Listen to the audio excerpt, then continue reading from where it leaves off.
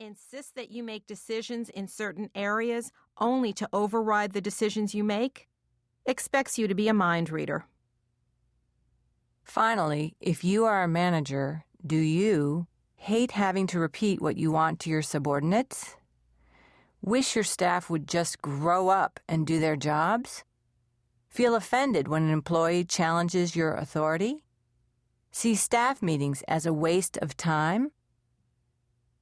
As you listen to Working With You is Killing Me, you will learn how to find relief from emotionally upsetting situations, how to break out of a constraining role that may be preventing you from achieving your goals at work, how to establish and protect your boundaries in the workplace, how to handle toxic relationships with colleagues, and how to take control in dealing with your boss or with your staff.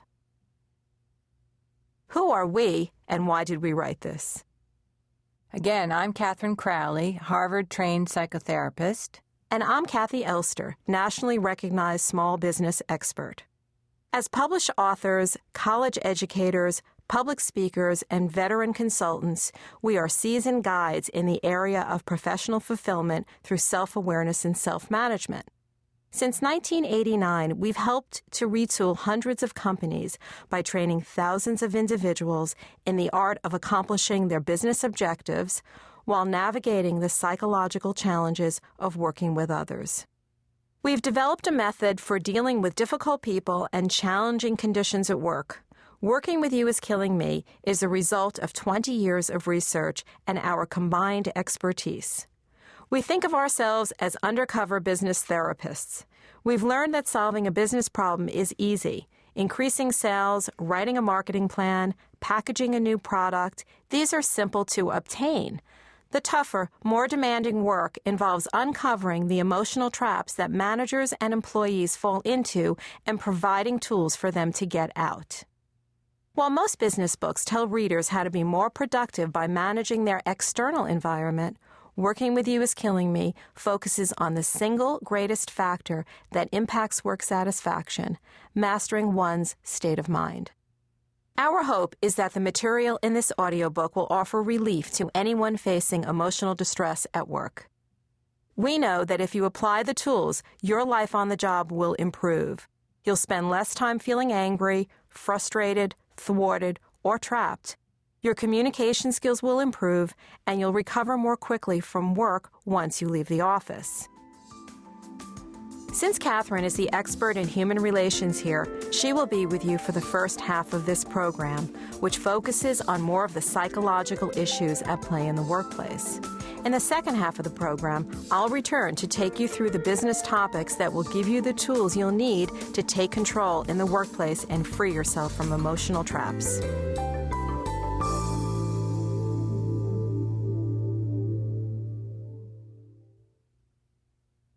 Change your reaction, change your life. Let's explore the two faces of business.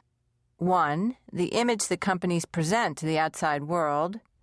2, the day-to-day reality of working in any company, which is usually messy, complicated, political, and full of emotional traps.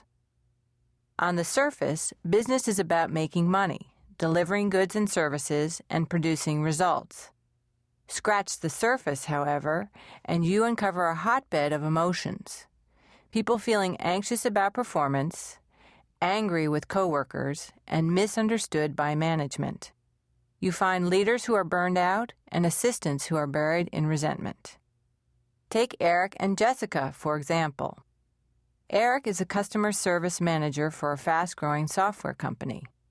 He's proud of his company's products, but his head throbs whenever he hears from representatives of a certain large account.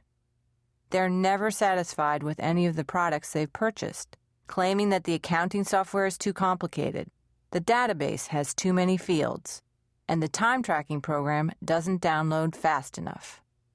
Eric and his staff spend hours addressing these complaints, troubleshooting problems. We bust our humps for these guys, Eric sighs. As soon as we solve one problem, they call with something else. It's exhausting. I can't win. Jessica is the administrative assistant to the vice president of a small public relations firm. Every morning, this VP leaves piles of work on Jessica's desk with a note. Off to scare up more business. Please take care of these things before I return. Jessica arrives at the office, sees the stack of papers on her desk, and immediately feels anxious and overwhelmed. My boss always gives me more work than I can complete in one day, she complains. If Jessica doesn't finish everything, she's labeled inefficient or lacking initiative. Both Eric and Jessica feel trapped by their circumstances, stuck in a losing game. Because business calls for unemotional behavior, their feelings remain largely unexpressed and suppressed. They think their options are just to suck it up or quit. We call the experience of feeling caught in an emotionally distressing situation at work being hooked.